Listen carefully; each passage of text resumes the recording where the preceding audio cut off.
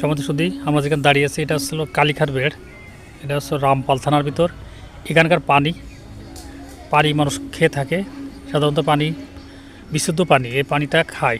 কারণ এখানে যেহেতু পাশে হলো সাগর, লবণাক্ত পানি, এই পানিটা বিশুদ্ধ এবং মিষ্টি। এই পানিতে বিভিন্ন জায়গায় ওই ফিল্টার টাইপের যে বোতলগুলো এই পানির থেকে হয়।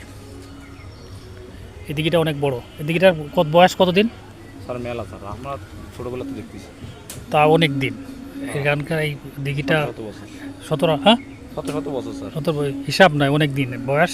এখানকার লোকজন এই পানি খায়, এই পানিটা খায় কারণ লবণাক্ত পানি। এখানে এই মিষ্টি পানি, এটা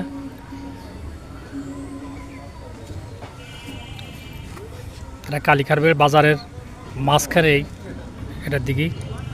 সমাজ যদি ভালো লাগে লাইক, শেয়ার, কমেন্ট এবং সাবস্ক্রাইব করেন। শুভ বিকাল, আসসালামু আলাইকুম।